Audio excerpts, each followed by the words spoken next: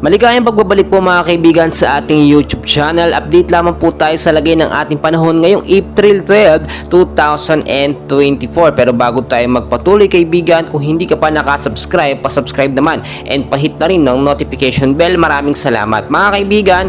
Ngayong hapon po ng Biyernes, ang hypnosis po rin po natin galing sa Pag-asa ay meron po tayong binabantayan pa rin na mainit na hangin galing sa Karagatang Pasipiko or ito pong easterlies na siya po nagbibigay ng maulap na panahon sa ilang bahagi po ng Metro Manila, Luzon, Visayas at Mindanao. Ayon po sa ating latest weather forecast, ilang bahagi po ng Metro Manila kasama na ang Luzon, Visayas at Mindanao ay posibleng makaranas po ng maulap na panahon ngayong hapon at posibleng hanggang bukas po ng Sabado ng hapon mga kaibigan.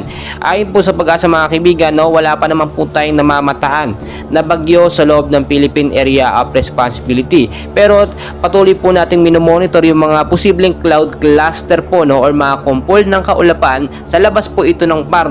Yung binabantayan din po natin na bagyo sa ating mga kalapit bansa ay tuluyan na nga pong nawala. At dahil nga po patapos na rin po ang heat season at papasok naman po ang rainy season mga kaibigan, ilang buwan na lamang po simula ngayon ay dapat na po tayong maging handa sa pagdating po ng pag-ulan. Tinataya rin po na ayon sa Pag-asa, posibleng isang bagyo rin po ang pumasok ngayong buwan ng Abril bago po matapos ang buwan na ito, at yan po yung kauna-unahang bagyo na tatawagin natin bagyong Aghon. Kaya naman lagi ko po pinapaalala sa inyo mga kaibigan, tulad po kaninang umaga hanggang sa tanghali, ang taas po ng heat index natin na pumalo na po sa 33 degrees Celsius, pinakamataas po. Pinakamababa naman sa heat index natin ay nasa 26 degrees Celsius po. Kaya mga kaibigan, lagi ko pong pinapaalala sa inyo, always know the weather before you go para safe at handa po tayo lagi. Lagi po kayong magdala ng sombrero, payong, kung kayo po ilalabas ng mga bahay para iwas po tayo sa heat stroke.